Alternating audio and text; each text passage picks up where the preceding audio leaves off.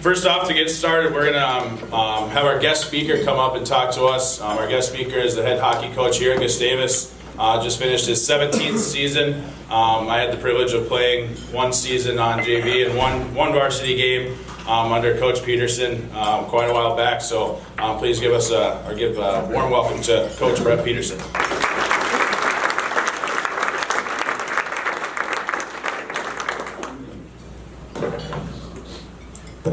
Thank you. Need some props here first.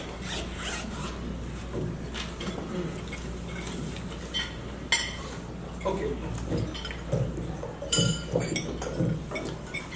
So in all this full disclosure, I asked to be here tonight because of what happened a year ago with your guest speaker being John Harrington.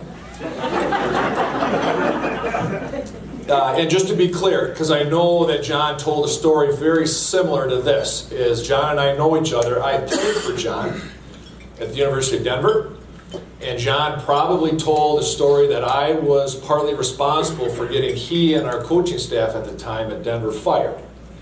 That is exactly what happened. So John is a really good coach. He's a really good friend. We had a really good coaching staff, but they were obviously very poor recruiters because I was not a Division I hockey player. They thought so. And I had a number of teammates that were not clearly good players either because the staff got fired. So, and I know John last year, more than likely if I know John, he probably passed around his fancy ring from the '80 Olympic team, right? Yeah, okay. So I don't have that, but here's what I have that John doesn't. I have a picture of myself being on the all hockey hair team at the state hockey tournament.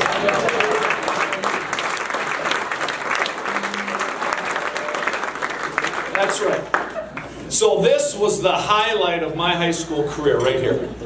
And the reason I've never had a lot of hair. But this was before LeBron, and as you can see, I wore a headband. And a lot of people think, well, that was obviously to keep the sweat out of your eyes. No, in fact, it was because I didn't play very much. I sat on the bench, I got cold, they just pulled it down as an earworm. So, in all seriousness, Steve Douglas asked me to speak a couple of months ago. Steve, thank you for the opportunity. The list of guest speakers obviously very thin this year. Understand that? And just thanks to Shay, it's a pleasure for me, having been in this now for a while. I've been very blessed to go through and to watch a number of our guys come through our program, get a great educational experience here at Gustavus, and then do something wonderful after they leave. And I can share this with you. As most of you know, I have an 8th grade daughter here in school, and she tells me almost on a weekly basis that Mr. Rorkaski is by far and away her favorite teacher. So a little plug there, Shea, before you turn your grades in. So I asked Steve Douglas, what should my message here be today? And Steve said, we need the room to feel really good about themselves when they leave. Okay? So I'm going to try to do that by talking about how poorly my season went. And I think in return you will feel better about your season. Okay? So just to put things in perspective from a hockey term, we finished this season here at Gustavus, the end of my 17th career. We were 1 goal short of allowing the fewest goals in our conference. And we finished in 8th place out of 9 teams. Like, that's really hard to do when you think of it. We had really good goaltending. A young man by the name of Chris Amsden, former player here, native, former Bulldog, had a really good career, much better second year, and Chris would admit this, that first year's hard. And Chris a year ago played with a torn labrum in his hip. Not a great injury for a goalie. So he got that fixed, came back, had a really good year. So structurally we were good. We just couldn't score. And many of you came to a game, and by our attendance figures, a lot of you only came to 1 game. I wouldn't have watched us play more than one season. We were hard to watch because we couldn't score. What was really hard on me personally is I had to watch 142 practices where we couldn't score. And then the ultimate kick in the gut, the last week of our season, my car got stolen from Gustavus. How's that? So you're feeling better now, aren't you? I walked out of the rink after practice. We don't have reserved parking, but I usually park in the same area. I always face the rink. And I walked out of the rink after practice, my car is gone. In all fair disclosure, I love living in St. Peter. It's a great place to raise a family. I feel very safe here. I don't lock my car, and I leave the keys under the mat. My wife has told me a number of times, your car's going to get stolen, your car's going to get stolen. And it did. So I go back inside. Now I have to make 2 phone calls. First, I have to call the police department and tell them that my vehicle's been stolen. So we go through that whole thing. And then it takes me about 20 to 30 minutes to get up the nerve to call my wife because I want to ride home. So I call, and Linda answers the phone, and I said, I'm sorry, you were right, but my car has been stolen. Could you please come and pick me up? Deadly silent. Finally, she says, Petey, I dropped you off this morning.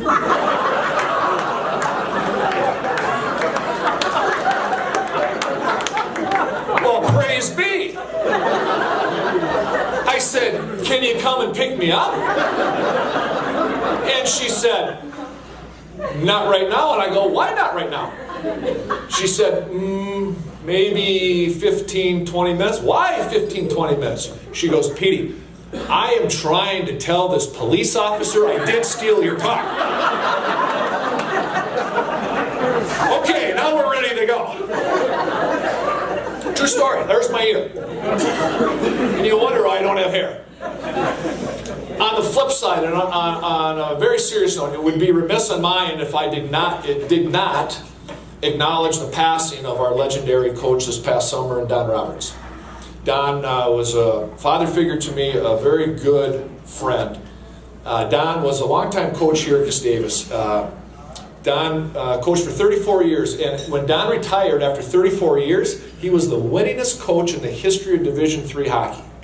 So in our hockey circle, Don is and was a legend.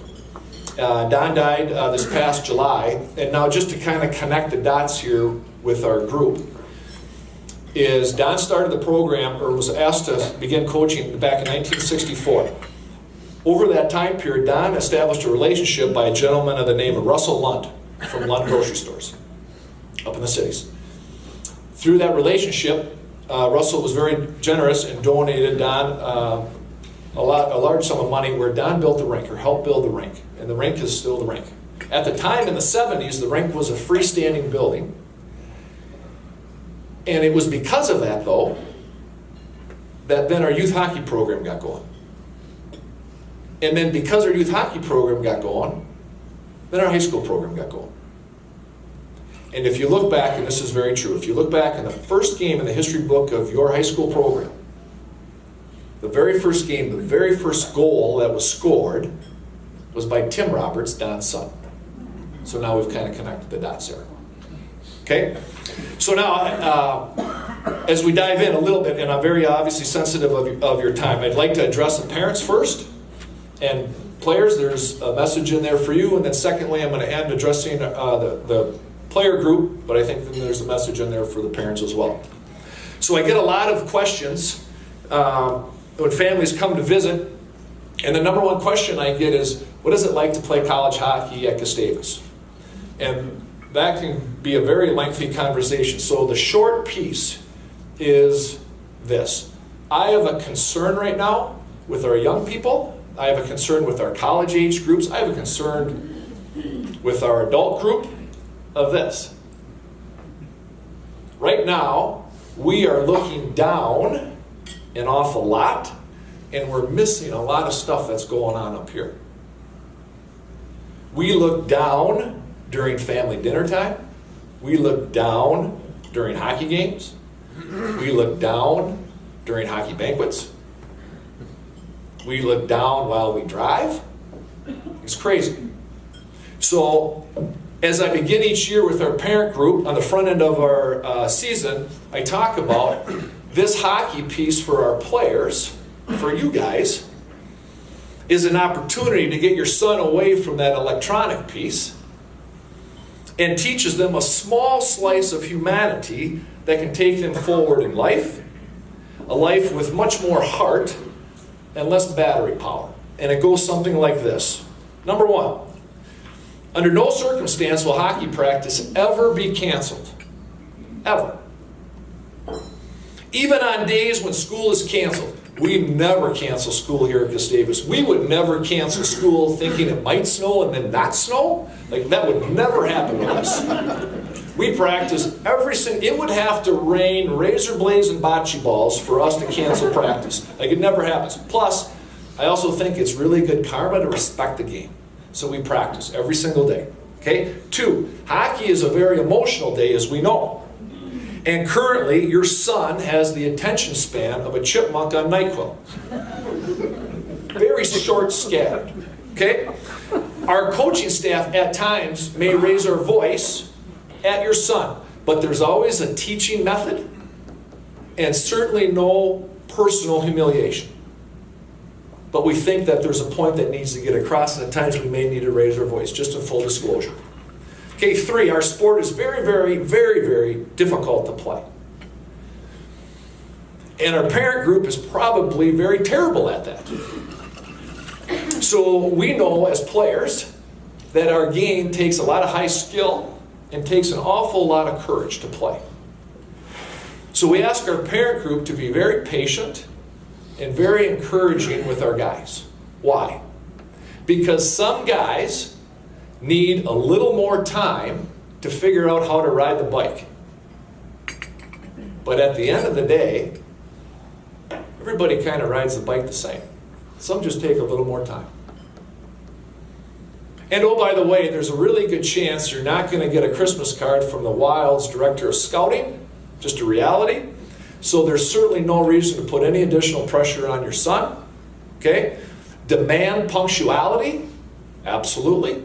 Demand maximum effort for practice and games. You bet. That's fair. My own personal motive in I have 2 daughters, letting them participate in athletics is very simple. 1, allows them a chance to get exercise. 2, gives them a level of physical fitness. And then 3, if they're able to develop any leg strength or core strength, they might be a candidate for a VH1 reality show that could pay off our second mortgage. Very simple. Feel free, parents, to yell like crazy during games. Do your parents yell like crazy during games, guys? Feel free. Yell like crazy, scream everything you want. Guys can't hear you. So scream away. Missing practice or games is very similar to an Irish Catholic missing Mass back in 1942. So last year, think of this, guys. Last year, the New York Islanders had a defenseman by the name of Brendan Webb. They were in Philadelphia. He got hit by an SUV.